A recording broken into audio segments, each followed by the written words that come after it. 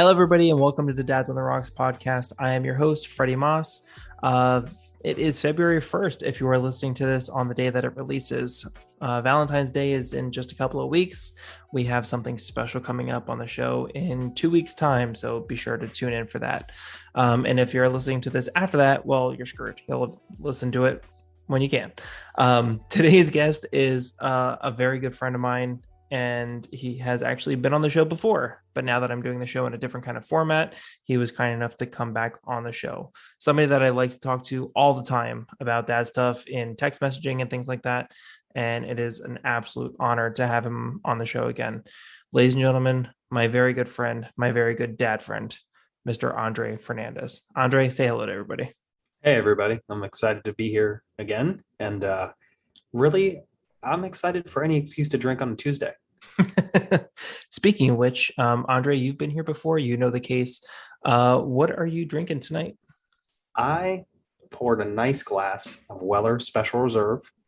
It's very hard to find in Florida unless you spend $1,000+ at ABC, I believe. Yeah, ABC, Total Wine. Those are the big ones.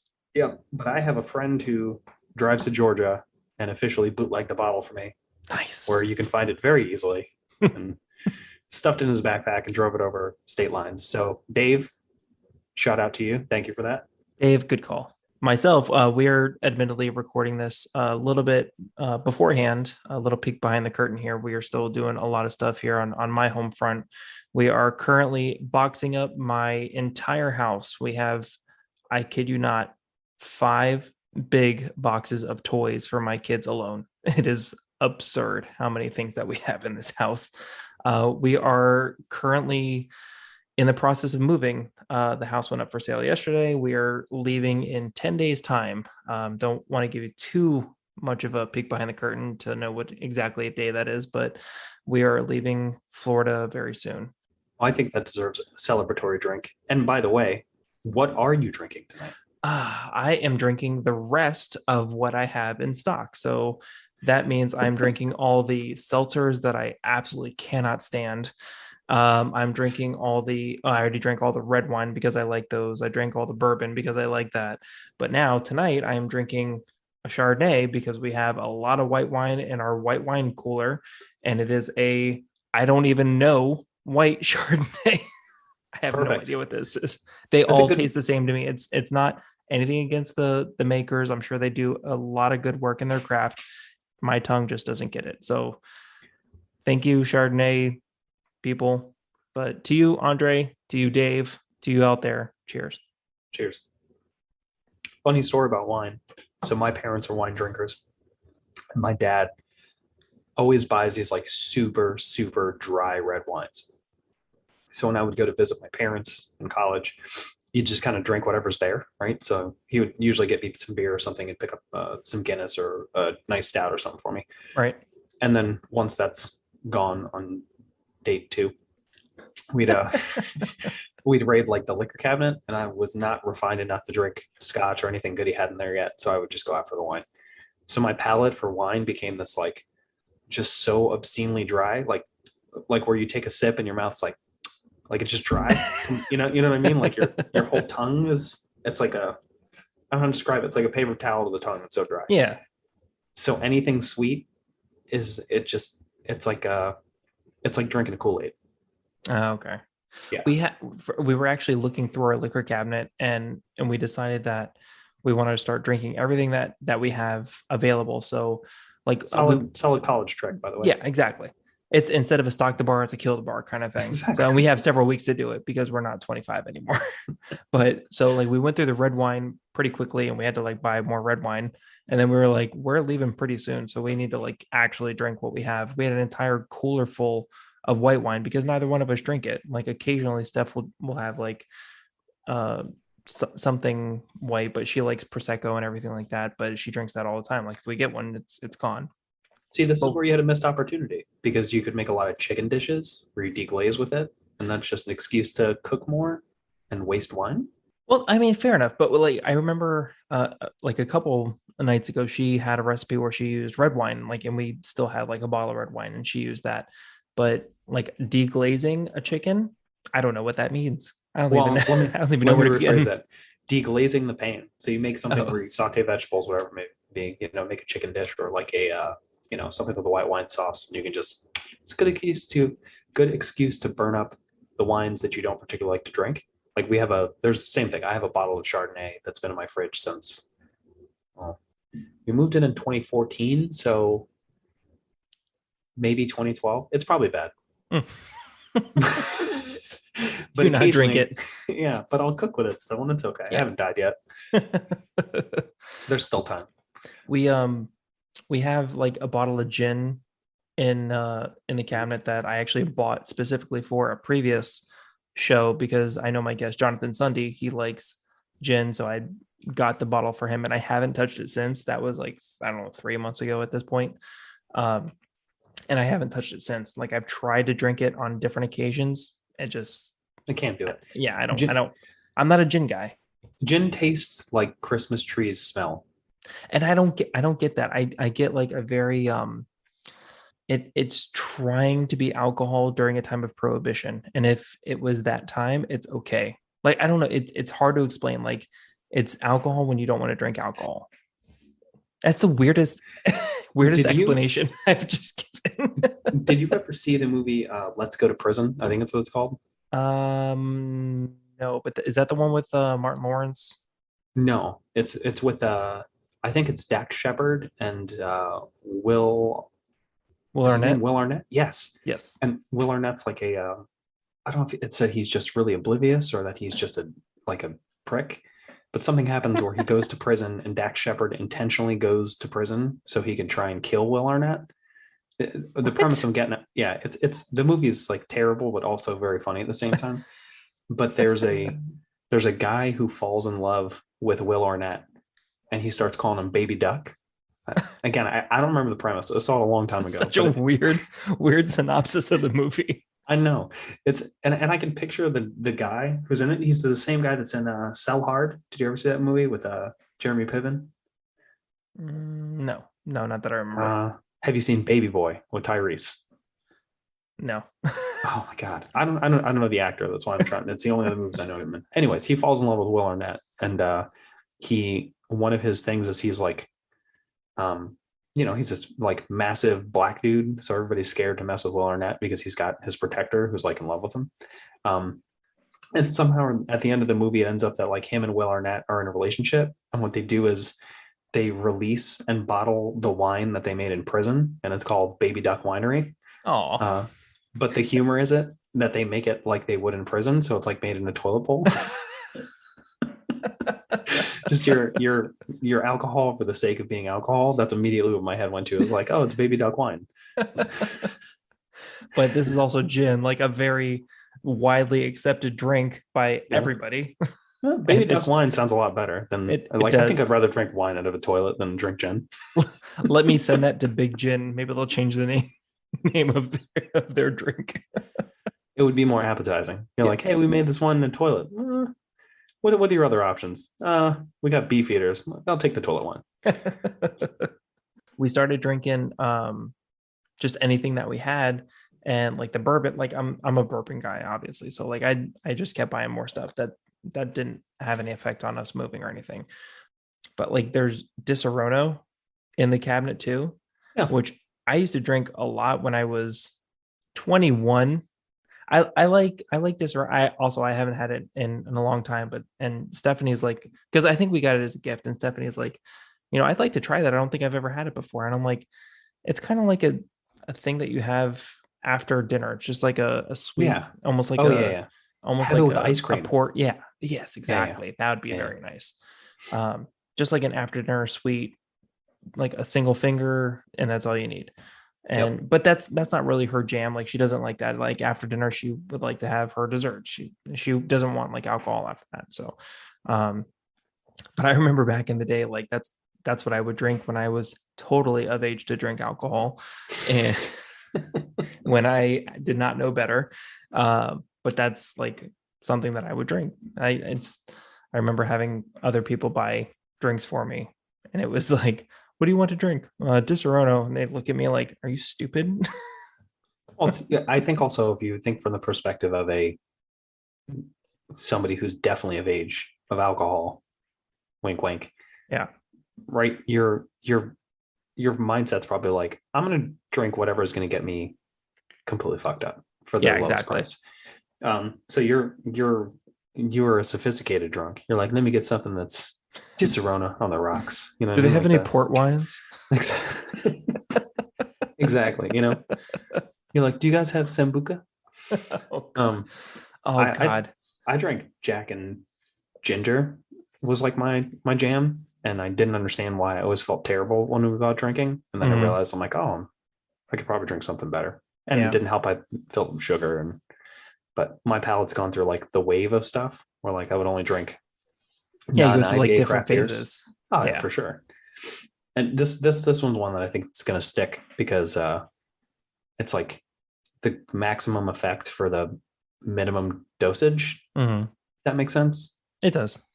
And I enjoy it. You know, like, oh, I could get probably more banged up by having a Four Loco, but um but I'm not gonna feel good, you know, and this is I feel like with every like good quality drink I have, I tend to sleep well too. So that's pretty cool. Can't complain about that. As much as I like talking about alcohol, it's a lot of fun.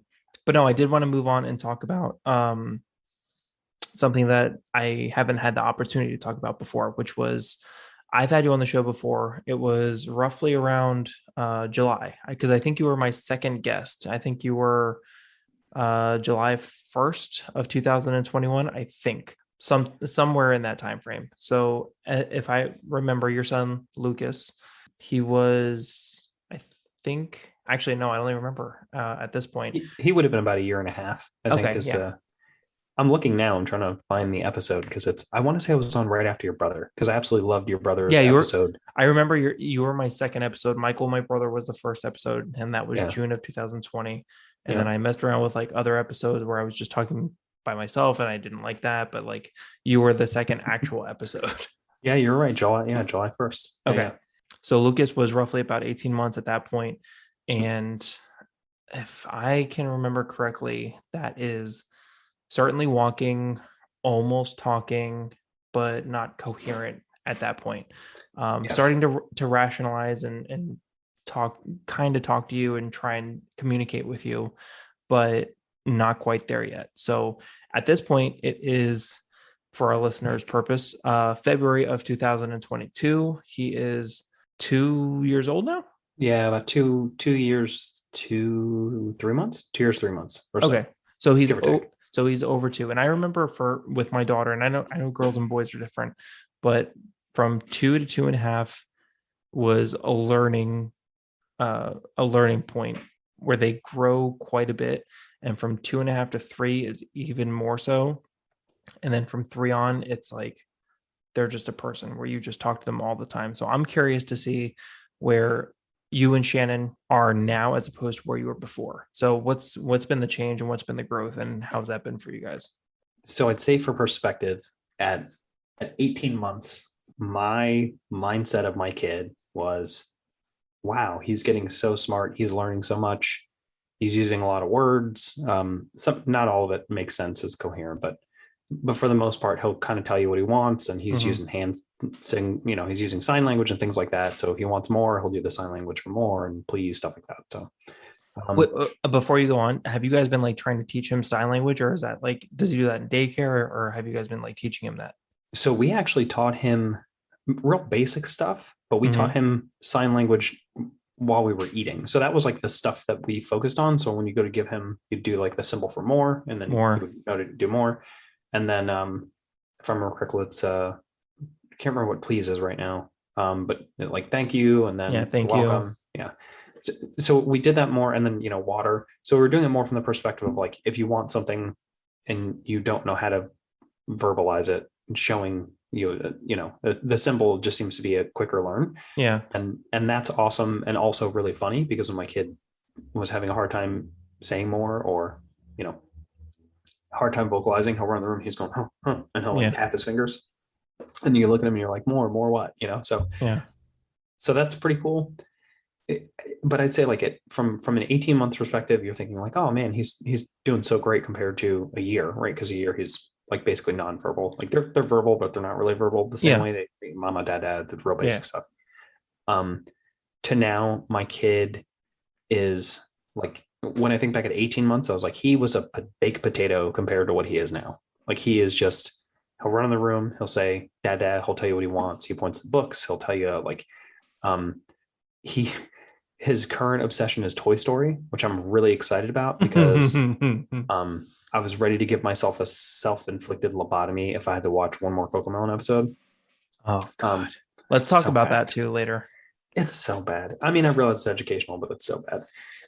But he's on the Toy Story kick right now, which is amazing because he knows, like, he pretty much knows like the entire intro to the movie. He knows different scenes. He like acts them out. You know, this is now, it's real, right? He's learning these things not just from us. He's verbalizing it. He's now like almost at the parrot phase. So if you say a word, almost regardless of the word, he's trying to repeat it back to you. Yeah. So he's just, his communication has improved threefold, I'd say, which is also a bad thing because now I have to really mind my F's and S's. Yep. I guess. But overall, I mean, from that progression, it's incredible. I also think there's some mild regression, and I say that in the sense of like now that he's becoming more independent, he tends to have more tantrums and stuff. So like before, as ridiculous as it sounds, what I was really excited for my son to learn was whenever he would go to the bathroom in his diaper, he would say dad dad poop, which for those of you who do not have a walking kid yet, you realize how helpful it is for your kid to tell you they've gone to the bathroom in their diapers so they can be changed so they don't get diaper rash. So that's, Big wonderful. Time. Also, when he wakes up from a nap. So like if my kid would get up from a nap and he'd say poop, I'd know like, okay, he's pooped in his diaper, so I need to go change him. And hence that's why he's up right now, instead of like, I need to give him a few minutes so he can fall back asleep. Yeah. Now, because he's doing other things, he does not want to tell you that he has pooped. He's become too busy. He's so yes. like he's so distracted that he wants to do other things as opposed to like fix the problem. Yes. If you know that there's a dirty diaper, you will change him, which means he will have to stop doing what he's doing, right? Which has become a protest. Yes. So like those are those moments. And also because he's keenly aware of more things, when he doesn't get them, it pisses him off a little bit more. So like, before he would like, we've actually, this is a stupid story, but it's really funny to me. My son could not say the word skeleton, but it was the most adorable thing ever because it's during Halloween, he'd see Jack Skellington everywhere. And he would say Jack Skinny. And it started as Quack Skinny. So he would see it everywhere and he'd go Quack Skinny. And I'd go, oh, Jack Skellington. And he'd go Quack Skinny. And we would read him books. We're reading him ABC books. And one of them was Halloween ABC. And S says skeleton. So I'd read him skeleton. And I'd go skeleton. And he'd say skinny. And I'd go skeleton. And he would repeat back to me and go skinny. And it was like the funniest, most adorable thing ever. And now he more or less knows how to say skeleton. He says skeleton, so it's now it's more of a word. So like it's almost a little sad because now the fake words that were really adorable are now becoming real words that are like, oh, he's just asking for stuff. And it's it's still very adorable, but it's you kind of like you wish you'd savored those moments a few more times. Like I wish I heard him say skinny half a dozen more times because it was adorable, Well, going back to what a previous guest, David, had said, is make sure that you take videos, not just pictures, but videos so that you can like hear that. And just the other day, I heard, on my Time Hopper Facebook memories or whatever, I saw a video of my daughter, Allie, who's 4 now. But when she was 2, she had like oven mitts on and she was doing patty cake. And she was like, roll it, pat it with mark it with B, put it in the oven for, and then she would do Daddy and Mummy and Sasha Bear. And Andrew wasn't born then, but like she would do herself at the end. She would go Alu. She would always say her name Alu as opposed to Ali. And now my daughter like rationalizes things. She's so smart now, and she's probably stupid as a bag of rocks. But like she's smart. Like if you, again, it's all comparative. Yeah, exactly. But like compared to back then, she is leaps and bounds ahead of where she was. And to be honest, she's pretty bright. She's pretty advanced for her age, for what it's worth. But you don't ever want to compare her to another kid, because you're either going to be getting a bigger head than you should, or be Worried. full of anxiety that they're not progressing. So like, you never want to compare them with another kid. Like we were doing that with our son when he was like not sitting up at a certain point, and the doctor's like, we were concerned because he wasn't sitting up yet, and my daughter already had, and she was like clapping and he wasn't, and the doctor's like, look, just knock it off. You cannot compare kids, because every kid is different. So we're like, all right, well, we'll take that to heart. And then he eventually got both of those things and other things that he was lacking in where Allie was. And now he's completely walking. He's walking way, way sooner, all on his own, way before she ever was. So it's like, you can't compare the kids. So like the speech and the mobility and everything, every kid is different. And we're very fortunate because we've got a great pediatrician. And I think that we tend to be the type of people that we worry too much. So like, I think that more often than not, I am the type of person I'm like, no, everything's fine. And I think I say that out loud because I have to tell myself that, because that's what keeps me calm. So people are like, oh, how are you remaining cool? But inside I'm like, yeah, exactly. I'm like having an anxiety attack. I'm like, my heart's a hummingbird.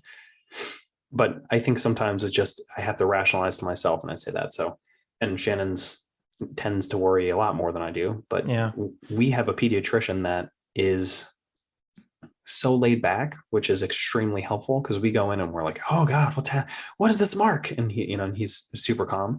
And that's been really helpful actually for us with development, because he'll ask questions and we're, just like you said, comparing to other people, but not necessarily in a bad way. We're comparing like the generalization of where they should or maybe should be. Exactly. And some, like, for instance, we know a friend that their kid is about Lucas's age and maybe a few months younger, and they've already put him in a bed. And I'm like, should he be in a bed? Should he not be in his crib? What's going on? And we brought him to the pediatrician. Pediatrician's like, well, how tall is he compared to his crib? And I'm like, well, he's about, chest, crib comes up to his chest. And he goes, has he tried to climb out? I said, no.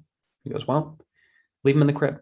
Leave him in the crib as long as you can keep him in the crib. Like these are those things that they don't need to jump these progressions the way that people think you do. That's, it's even school. I'm like, do we need to send him to daycare? He's 2. Does he need to go to preschool?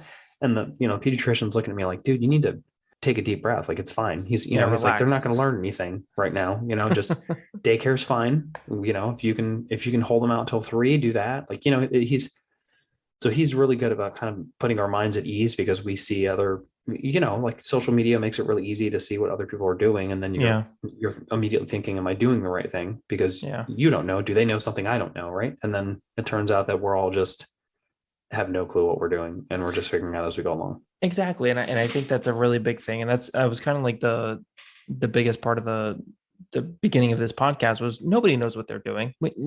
We're all just trying to make our kids survive until they are of age to go out and do fun things with them and do different experiences with them. Like, but this first few years, we don't know what we're doing. We're just trying to make them survive and make them happy for the most part.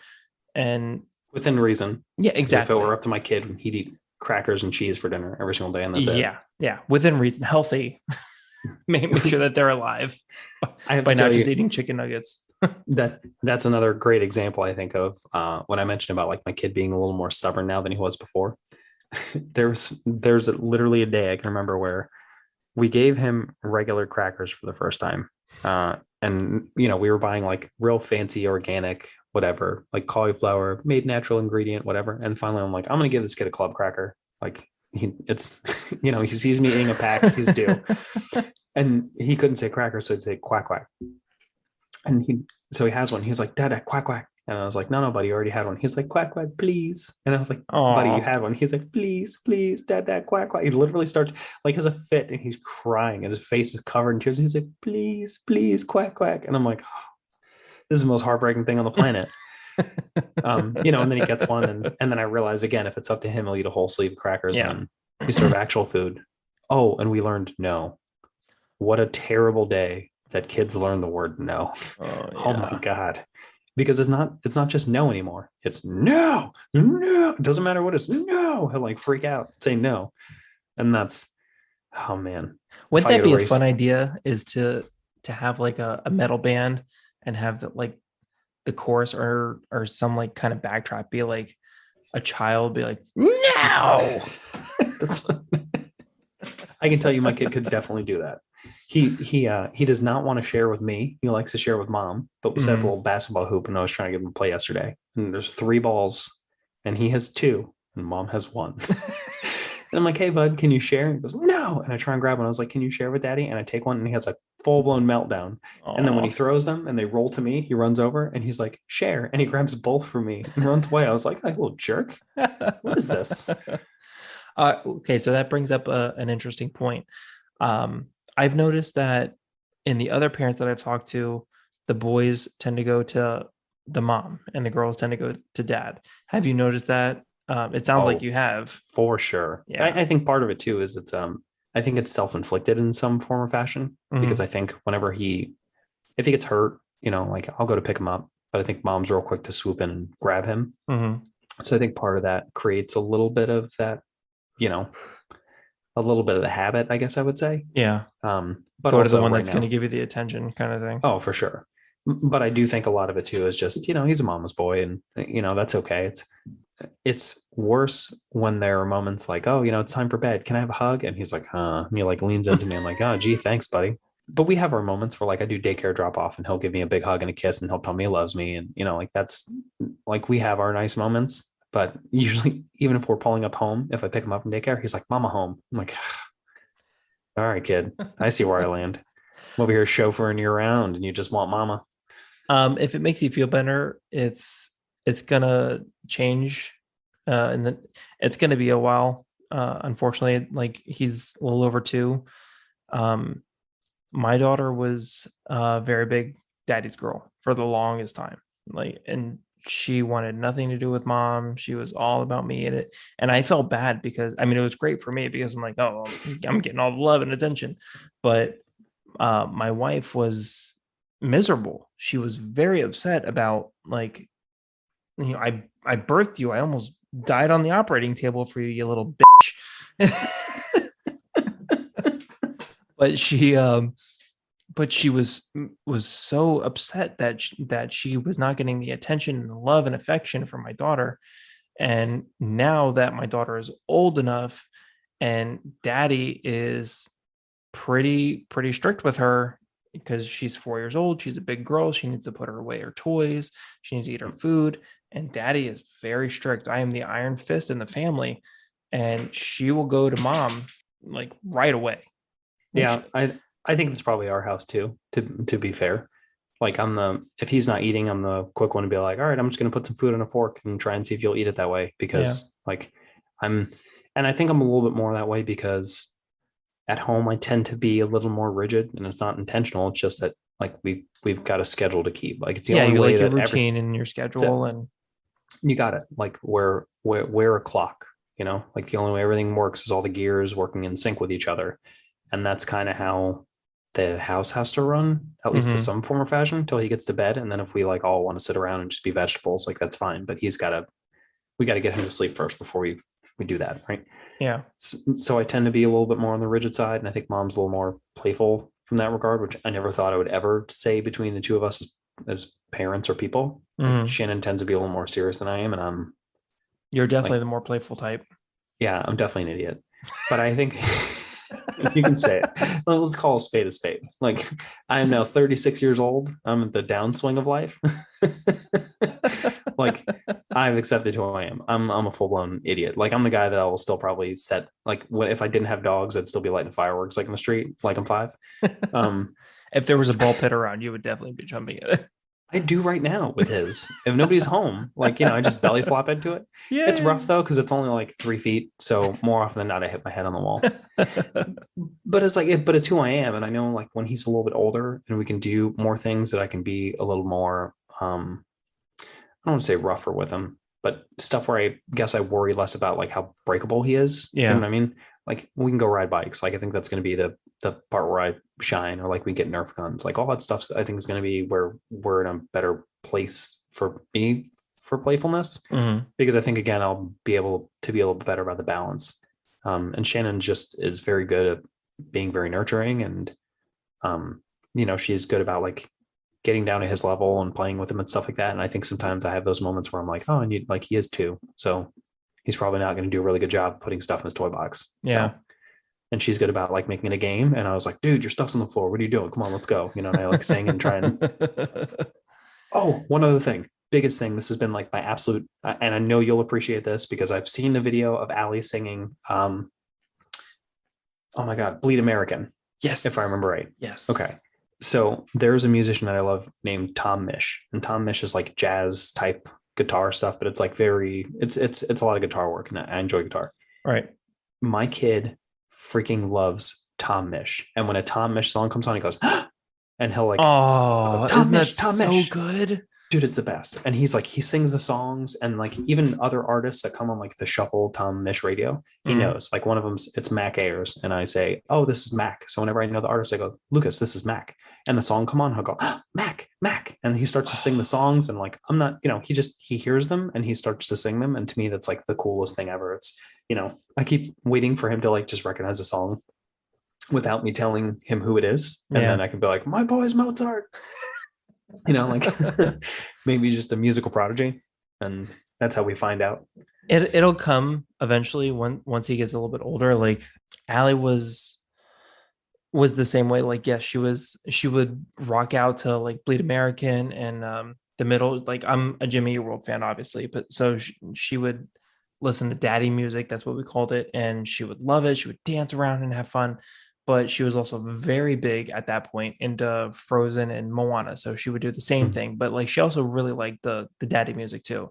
But at this point, she could care less about what I wanted to listen to. She is tell me that. She is all about like her own like Disney songs and things like that.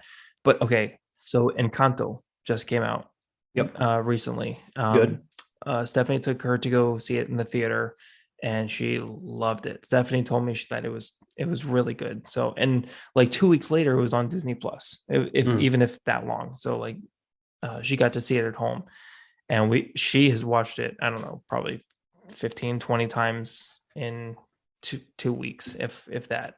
And then I've seen it here and there. Like I've listened to it as I'm like putting the dishes away or like sitting there with her. And I've heard it, and it's so much fun. Like the movie itself is great. If you haven't watched it, check it out. But she's at the point now where she will sing the songs, and she's gotten pretty good about picking it up, but she will like do the motions like with the shoulders and like the hands.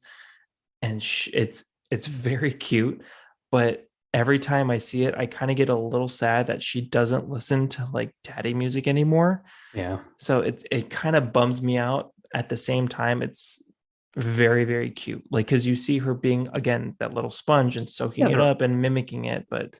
And then they're being their own person, right? They exactly. like what they like. It's what she likes. It's what she likes. My kid's equally happy to hear the You're Welcome song from Maui. Moana, yeah. Which is a surprisingly solid movie if dads have not watched it yet. Yeah, go check it out.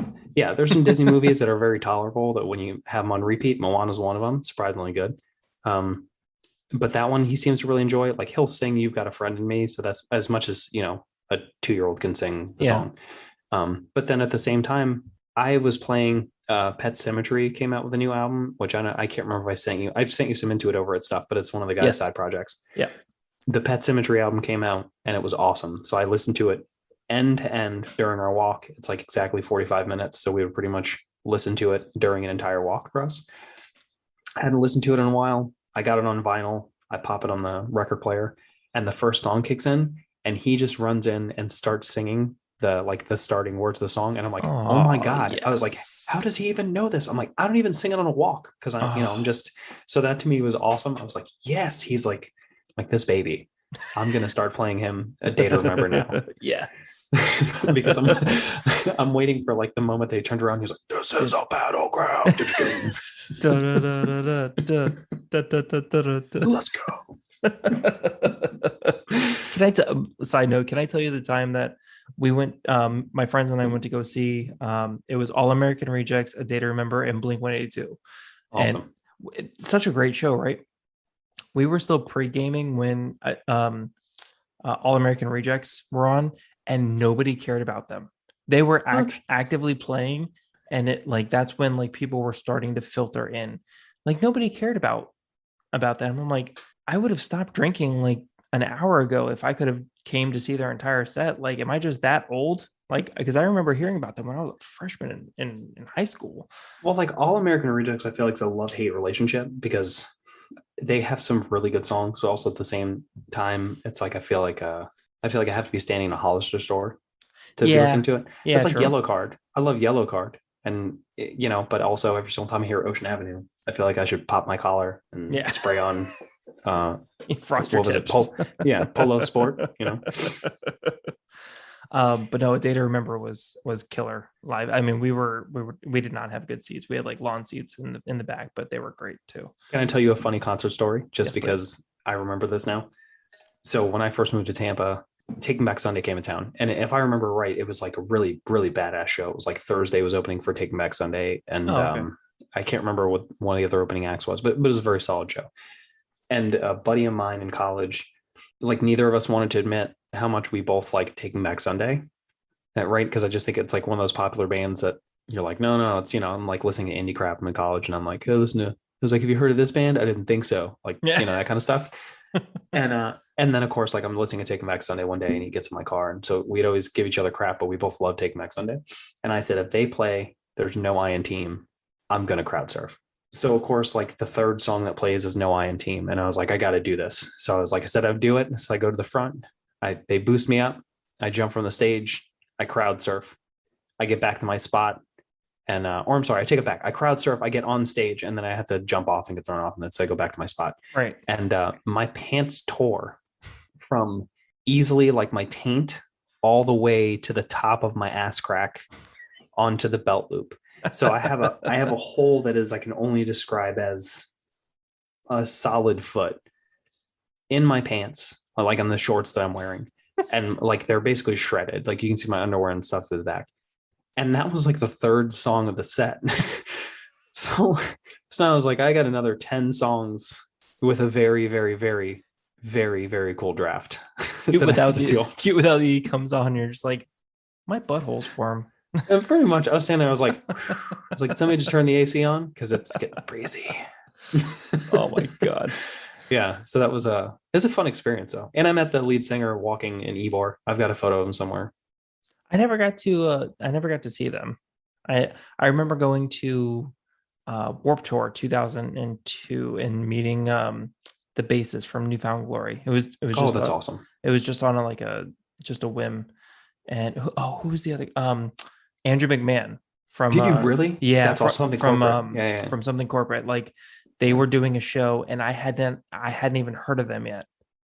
And they were just very small. They were on a big stage too, but they were like very small scale. I guess big for them, but like small, like in the grand scheme of things. And yeah, but still, it's all piano rock, man. They were the piano rock of pop punk. Yeah, they were so good. They were really good. They still are one of my favorite bands. Like back then, like Something Corporate, not Andrew McMahon. Like he's still good. He's got his things, but like back then, Jack's Mannequin's got some good tracks too. Yeah, they do for sure.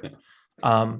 But I remember like after his set, he went like to the side and like he just came out to like, I don't know if it was just to decompress or like sign autographs, but there was nobody there. It wasn't like he was expected or anything. I happened to be there as I was waiting for the girls that I was with, and he came out and girls started like coming up to him, and I'm like before they started to come up, like he came out and I'm like, hey, were you just up there? He's like, yeah, I was singing. I'm like, oh, hey, cool. I was listening to you. I don't know of you guys, but like that was a good set. And it's like, oh, hey, that's awesome, man. I'm glad you enjoyed it. And like he signed something for me. I felt so bad that I did not know who he was. Like, but he was a nice guy too at the time. I had that happen before. So I went to go see Into It Over It. So I have a very love-hate relationship with Into It Over It because I think his music is phenomenal. Like he's probably one of my favorite musicians, but I've also met him probably about 3 or 4 times. And every time he's been a complete asshole. Oh, so I kind of dislike him as a person. Like I bought an old guitar from him. I sent him a note and was like, hey, what, I was asking about a guitar spec, and he's like, oh, I have this one, I'll sell it to you. So I literally own one of his old pieces of equipment.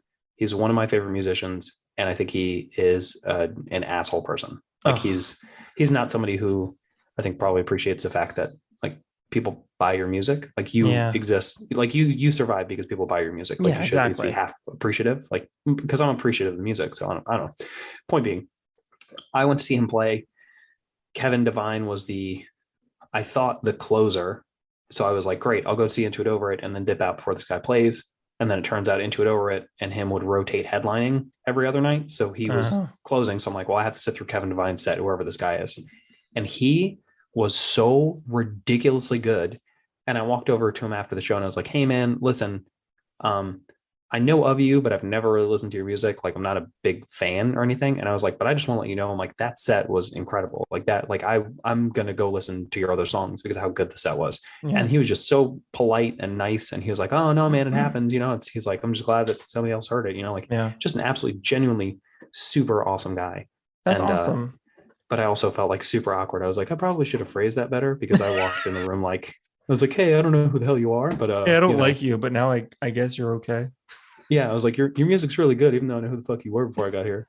And he's probably like, thanks, I guess. But he was so good. I mean, just phenomenally good. And now he's, he's on heavy rotation for me. So that's awesome. Wait, is he just a solo artist? Because I don't know of him. Yes, so he's a solo artist. So there's a funny thing about him. So apparently he's been around a very, very long time. And he's a solo artist, but he also has a band. So their full name is Kevin Devine and the Goddamn Band. Okay. And the only reason I even knew of kind of his existence is because a guitarist from a different band that I do like left that band to go join the Goddamn Band and play for 2 years on tour. But he's an acoustic artist that just kind of like exists. Like he doesn't like fit in a genre of anything. It's hard to describe really what he does. And they've made jokes about that. Like they've talked about all these different concerts. It'll be like Lollapalooza, and it's like, oh, we've got, it's like all these indie bands, and we have this, blah blah blah. And it's like, and Kevin Devine, because they're like, we don't know how to categorize them, And it's just kind of always how it ended up. But his first like 2 or 3 albums are really good. Like a lot of his stuff now is very, very political, which is not necessarily a bad thing, but it's not like music's usually my escape on stuff. Yeah. And he's pretty straightforward about it, where like I feel like you listen to Futures by Jimmy Eat World and you may not know that song is about an election. Whereas in Kevin Devine basically says like, you guys are pumping oil and you're criminals. And, and I'm like, oh, okay, this is getting real deep. I was like, this is like Rage Against the Machine category, but with an acoustic guitar. Can we go back to the Jimmy Eat World and Futures is about an election? Because I did not know that. And I have a couple things about that, but please tell me about that. Because I don't know. Yeah, so the song Futures, and I can't remember even how I found this. Oh no, I take it back. I remember. So if as a Jimmy Eat World fan, that Jim Edkins, is that his name? The lead singer of Jimmy Eat World. He has or had a podcast. Did he really? He did. And he would get a lot of like musicians that I like because he's toured with, they've been a bunch of people over the years. Yeah, they've been around for 25 plus years, something like this point. And they've been touring with these bands, and they started from like very humble beginnings and got picked up. So like they're, he's got indie artists that I listen to that are on. And I'm listening to one, and I can't remember like how it came up, but I was reading an interview and he was plugging his podcast or something to that effect. And he's talking about the premise of Futures and how it's about an election. But I never picked it up. But if you listen to lyrics, hey, I always believed in futures and pray for better Novembers. So the idea is like, hey, let's hope that like this November, next one we get it right. Correct. Yeah. And I was like, oh my God. I was like, you completely changed the song for me. It doesn't change the fact that like when it kicks on, they're like, like I look insane to the person next to me in the car as I'm like doing the like I love you man stats and like licking my hands and steering like, All right, so good.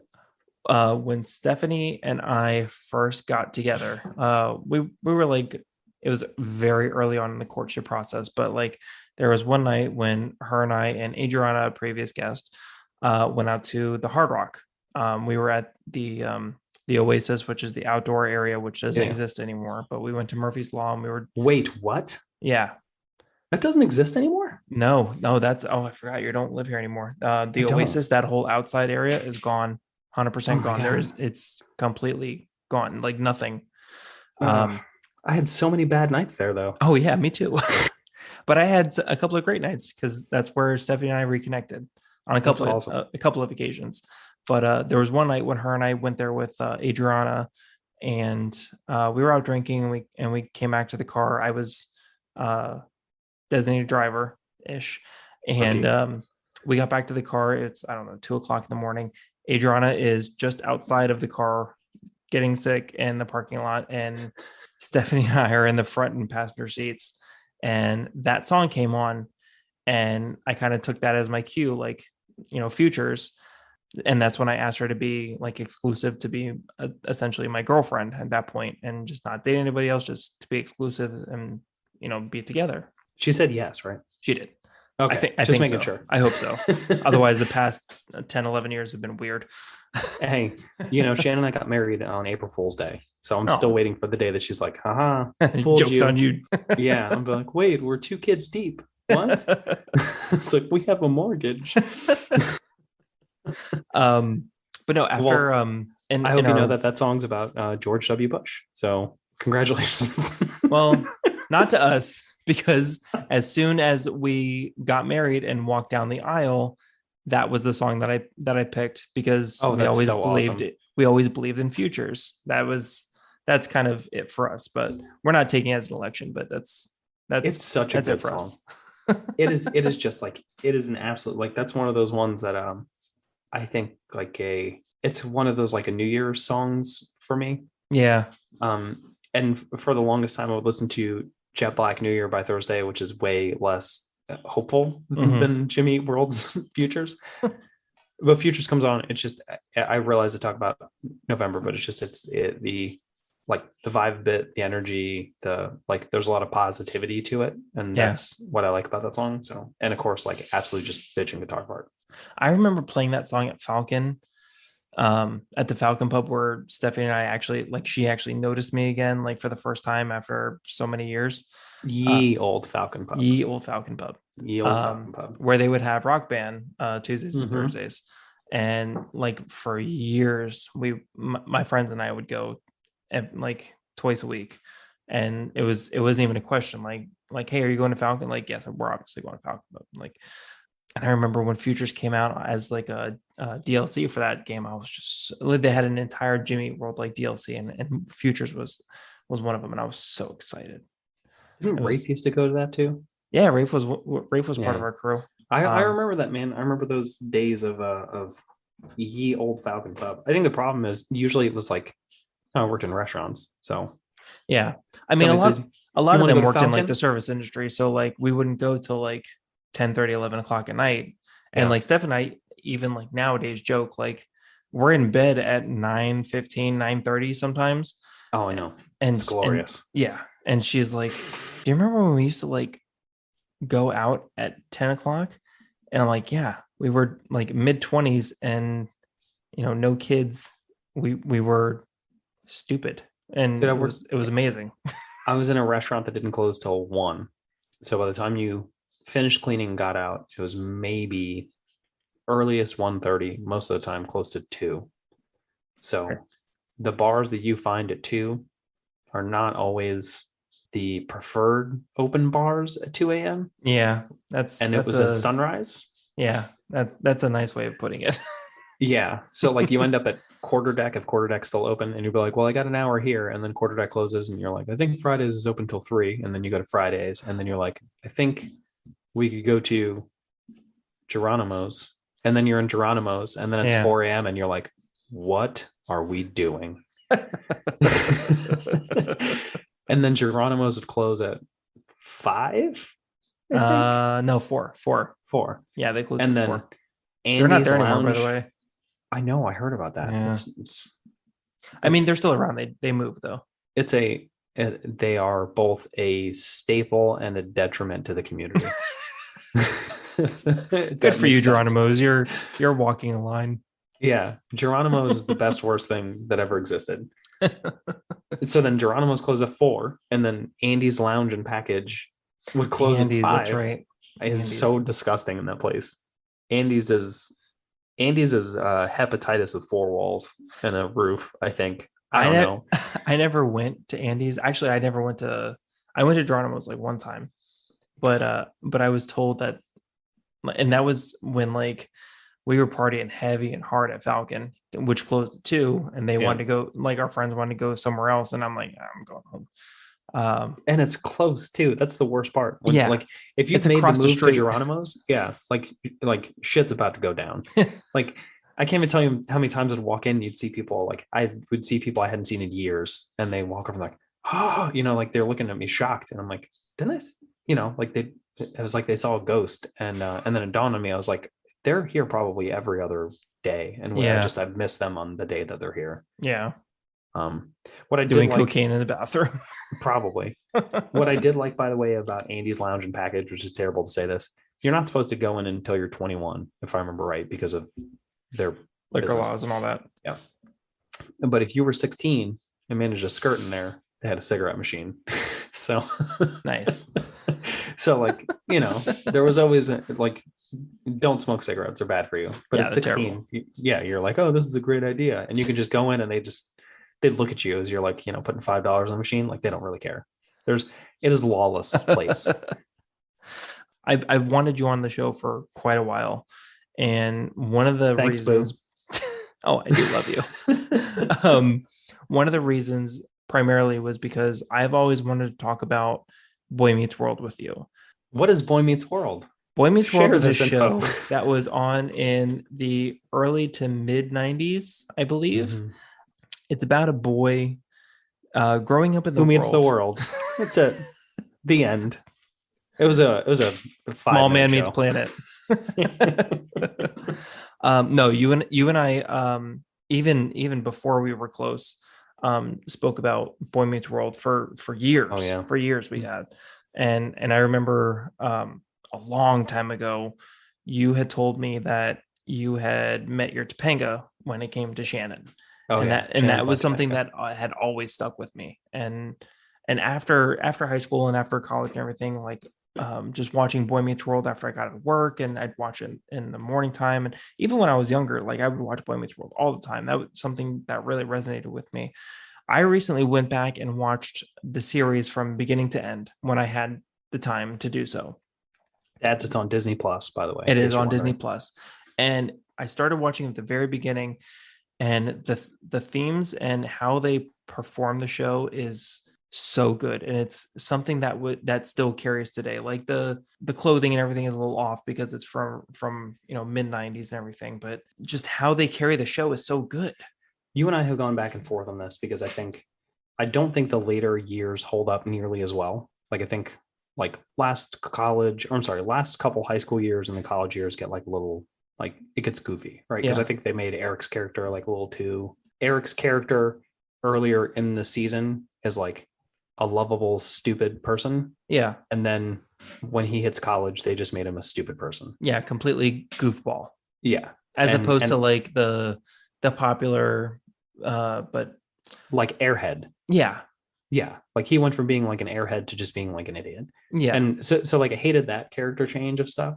But I think from the perspective of like, as a dad going and watching the first couple seasons now, like for one, hit me very hard because I think, when you're a kid, you relate to the Corey Matthews, and like now as an adult, I relate to Alan Matthews. Yeah. Big time. Big time. Yeah. And like, I think there's one episode in particular where they talk about like, they want to take a vacation or something. And Alan's, he works at a grocery store rep, and they're talking about, he's a grocer.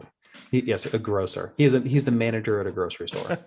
I actually do still work with food, so I do work with distribution reps. So the irony is, but he is a grocer who runs a grocery store in Philadelphia. And like they talk about, they don't get to take this vacation, and he's like, well, why doesn't Dad just get another job? And then they show like the background of stuff where like Alan's going through the trials and tribulations of like wanting to quit his job but keeping his job because he's doing what he needs to do for his family. Mm-hmm. And like you watch that now and you're like, oh yeah, I think every bad day at work you think like, F this, I can quit, but you don't, because you're like we would always get by just fine, but my thought's always the family, right? So yeah, So I think it resonates totally different. I also think some of the themes on those first episodes were surprisingly deep. Like Yeah. they do they do a racism episode real early in, right? With um The girl that Eric's saying, yes, Linda. she's an Asian girl, and she gets right. They say stuff to her at the mall, and then it's funny. That's right. I remember Linda because of Morgan. Linda. Yeah, exactly. Uh, That's how I remember the name. What's it's wrong with fun. Linda? But then they go over Anne Frank that episode, and Hmm. it's like, it's real deep for like a kids television show. And I think those first couple of years are great. Although I do also have to say that I think even as an adult, one thing I do love about the final episode is Feeney Hmm. says, "I want you to go out into the world and do good." And they Hmm. say, "Don't you mean well?" And he No, says, do "No, good. do good." Yeah. Absolutely. I still love that. I love it as an adult. I think it's just, if there's any lesson to take with you in anything, like go try and be the good that you want to see. Yeah. And I'm like, I learned this I mean, obviously I learned something from my parents, but mainly from a TV show in the Yeah. 90s. But like that show had so many fantastic themes. And like you said in the beginning episodes, like just if you haven't watched it in a while, or if you've never watched it at all, go back and watch the first 3 episodes, and you kind of see like It, where they had the idea of the show. And yes, it did evolve into certain things. And you and I disagree in the later, excuse me, later seasons mm, when they did turn Eric into kind of a buffoon. yep. They're still funny, and that's what I like about them. But you're right, they changed it completely. But go back and watch the first 3 episodes, and the very depth of the show is something that I don't remember. It's something that I never even got before. Like in specifically in that one episode with the racism, and later on when like Corey sees that and like how racism is still a factor in the world that they're living in. It's not just something that they read about in books that happened 50, 60 years ago. It's still very prevalent. And he goes up to Sean. Oh yeah, I remember that. I I was was gonna say, like, he's like, oh yeah. what? Like, I didn't even know that racial slur at the time, and I'm like, that's That's still how I pretty learned it. offensive. Yeah. Well, and again, but the premise of what he does in that, because I remember that scene. He's like, what? He's like, oh, he's like, I'd slap you silly. He's like, what if you couldn't? He's like, what if you couldn't do anything about it? He's like, what if that's happening? And that's the premise of this book. And I was like, oh, it's a That's really good deep. way, exactly. That is so, like, for you and I being like 12, 13, 14, 15. I don't even Like, think we were that old. We're probably like 8, yeah. like wide eyed at what's going on in this. Is Sean and Corey gonna fight now? I don't know what's going on. Like, I never got that back then. I never got the depth No, of what they were trying to convey. And one, I and think another great point in that show that I think probably is more relatable to kids, and I think definitely way now as an adult too, is like the inequity between the like Corey and Sean. Mhm. And if you think from the perspective of like Corey thought they were broke because they couldn't take a vacation, Yeah.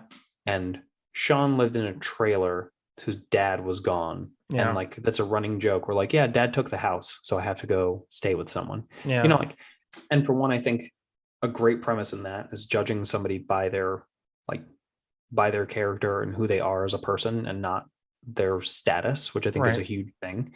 And I love that they touch upon that in the world, because I think like think about Cooper City, right?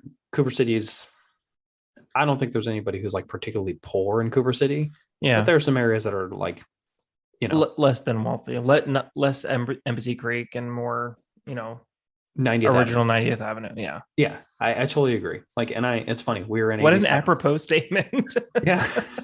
But I like how we both landed exactly where Yeah, where we were exactly. going with that, right? So, but you get the point of like, when you think back on high school, what was your first car? 2000 Monte Carlo SS, Okay. which was handed down to me, to be honest, at like 100,000 miles on it. So. And that's fair. Like my first car was a 1991 Nissan 240 SX. I remember with door damage when I bought it. So wait, wasn't your AOL screen name like Andre 240 or Nissan, something? it was Nissan 240 SX. Yeah, no, I remember. I managed to get the screen name Nissan 240 SX, which I wish still existed, because that's pretty awesome that I managed to Get that.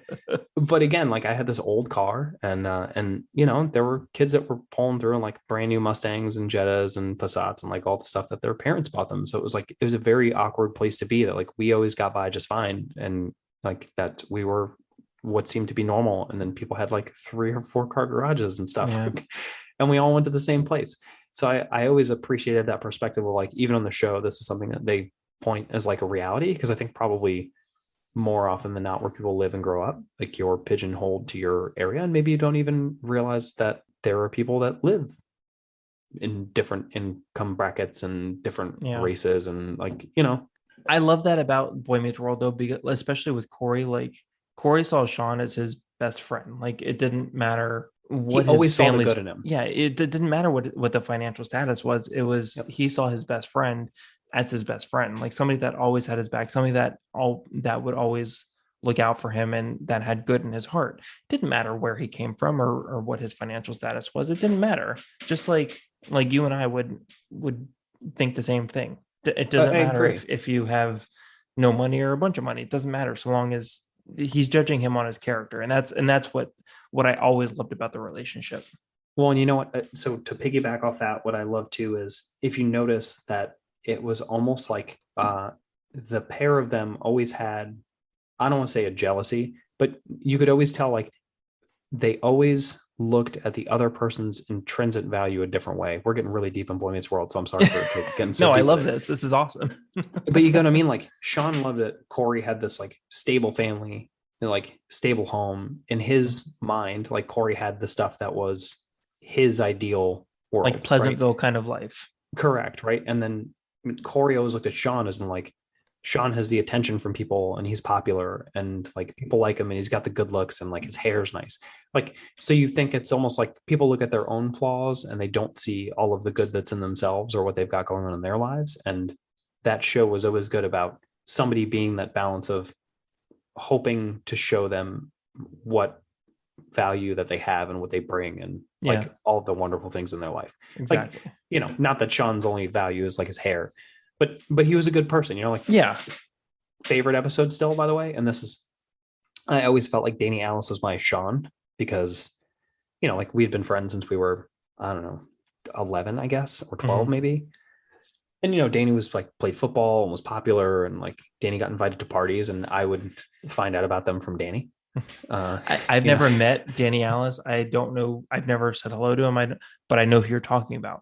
Perfect example of like the popular kid or whatever. But you remember, like I always hung out with Danny. I hung out with Danny for forever, you know. And Danny was always my Sean. And I always think about there's an episode where Corey gets invited to a party, and it's like the cool party, and it turns out that Sean didn't get invited to the school party, and he's like, well, that's not right. And he shows up, and it turns out that it's a nerd party.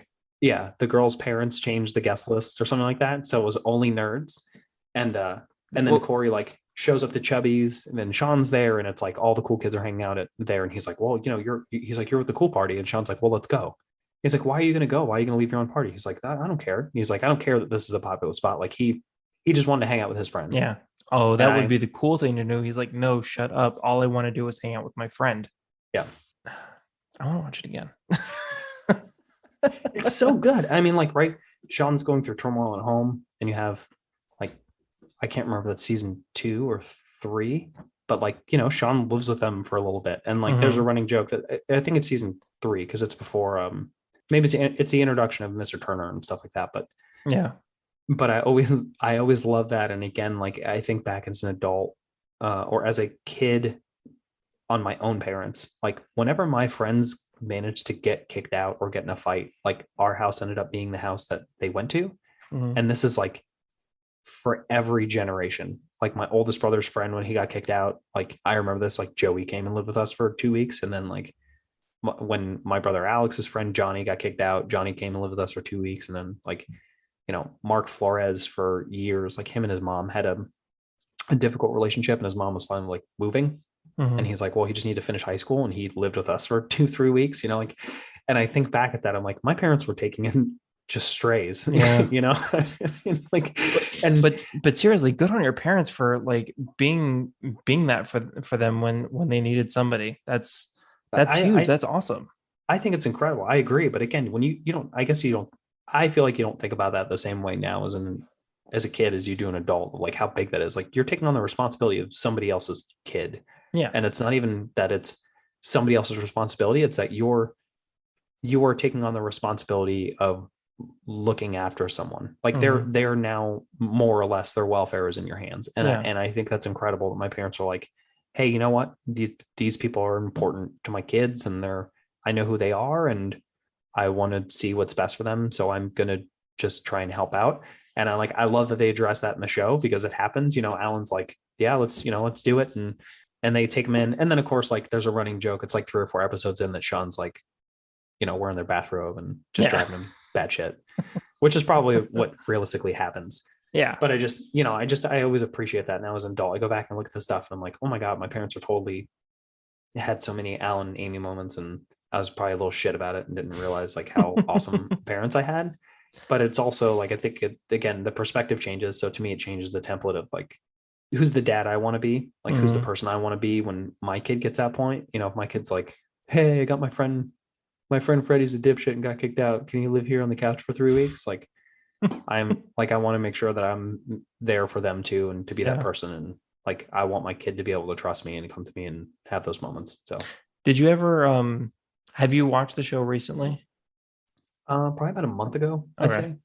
Because when I was doing my rewatch, and I'm serious, I would love to go back and watch it again. Because every time that I would see Alan, the dad, on screen, he would, at the time when I was watching it, I would say, this is the kind of dad that I want to be. He's smart in how he approaches situations. And for what it's worth, going a little off topic, but the dad from Bluey, if your son has not yet watched it, I have no idea what he's saying in that show at all. But when the song starts, they're like, my kid loses his shit and he is dancing, and I'm happy because he is like literally start hugging. It's like, and I'm like, my kid's excited, and I'm like, hey, it's cool. Wait, have you paid attention to that show though? The only one episode that I saw was one where it's one of the earlier ones where they're like climbing on the dad and they're taking turns doing Mount Mom and Dad.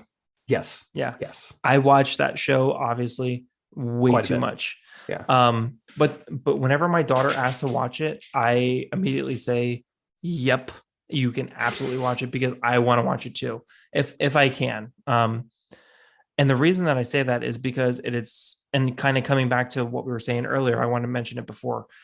We stopped watching YouTube altogether when my son was born. So it's been over a year that she's watched YouTube at home. We completely cut it out. She watches it at grandma's because we have little control over that, but we've completely cut it out because there was no learning there. It was all, and she was watching stuff that was not good, and I didn't like it. So we cut it out completely. And we switched to other things. Like, you want to watch like Mickey Mouse Clubhouse? Cool. A little bit, and then you go play. But we tried to focus it more on playing as opposed to just sitting there as a vegetable watching TV. Yep. However, Bluey, the things that they do and how it's every episode is a lesson, and how to deal with things. And a lot of them are for parents. And some of them have very, very parent-centric themes. Like, for example, there's an episode where the two kids, Bluey and Bingo, are doing the story of their mom, Chili, and how she was, a kid, and then she got pregnant. And there's a part in the episode where they have a baby in the belly. It's a balloon, and then the balloon pops. Like, they're playing too much, and the balloon pops. And they cut to the mom and dad, and the dad very gently, very subtly puts his hand on the mom's hand. And it's kind of showing, she had a miscarriage prior to the oldest kid. Yeah. It's not really spoken of, but it is very clear that that's what happened. And the dad sees that, and he immediately goes to comfort her without scaring the kids, because they obviously don't know about that. And that was such like a big thing for me. And I was like, this show is way, way more like, it's not in a Boy Meets World kind of way, but like in the subtlety. There's a subtle deepness to it. It's so geared towards parents. And that's a very deep example, but there's other things in the show that are much more lighthearted and much more fun. But when I saw that, and I was like, whoa, this is way more than I ever expected it to be. You're gonna have my ass watching Bluey till midnight I on my I cell phone by myself. I assure you that if you give it the chance, it's worth watching. I showed a friend of mine when she came over to hang out with me and the kids, and she brought her daughter along. I want to say she's 19. We watched a couple episodes, and she watches it at home now because she's 19, and she watches it at home because it is that good. She's like, this show is Oh, amazing.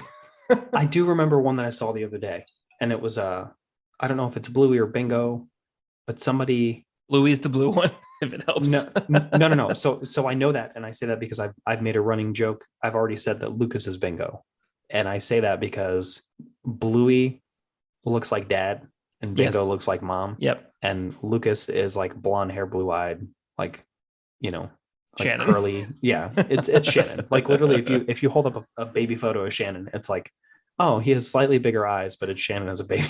So it's eerie. But it's one that I saw that like they were playing military. They're like, I just remember a scene where they're like walking in the field and he's like showing him like the commands and stuff like that. Yeah, But what I it was a kid who had ADHD, and the teacher paired him up with the kid from the military who he thought would the structure and everything would do him Yep. good. What I love about that episode, because I remember the kid leaves and he had, I can't remember what it was, yogurt or something like that, or Like whatever. rations, whatever Yeah, it he gave him was. like an MRE or something like Yeah, that yeah, to yeah. go home. And he's like, oh, where'd you get that from? He's like, oh, blah blah blah, gave it from me. He got it from his dad. And they show the military kid is the way he is because his dad's obviously in the service and his Right. dad goes and picks him up. So I don't know if the intention of that episode is supposed to be like his dad's back from the service and they're showing him, but I thought it was like, what a cool little thing to show in a kid's show. Like this is real for a lot of kids. Like they Yeah. may see their parents occasionally because their parents are on deployment or like, their parents are in the service. They're so I thought that was such a cool little caveat, like a little, the subtlety they threw into that show. Yeah. And they do that in so many different ways. It's really like, and I'm glad that Disney picked him up, and I'm glad that Disney's not interfering with what they're doing, because what they're doing is very Disney appropriate, but also Mhm. very real. I gotta say it's gonna be the next big thing. I really, really believe that it is, because if they continue on with how they're doing it without any like studio interference, they're Mhm. gonna do very well for themselves, and not in like a mindless SpongeBob kind of way, but in a very Boy Meets World depth kind of way. Thank you very much, Andre, for being my guest tonight. Normally, I like to give my guests the last words, but I think I'm going to take it for you and myself together and have the last words. Do good. Not do well, do good. Love it. Couldn't say it any better. Good night, everybody.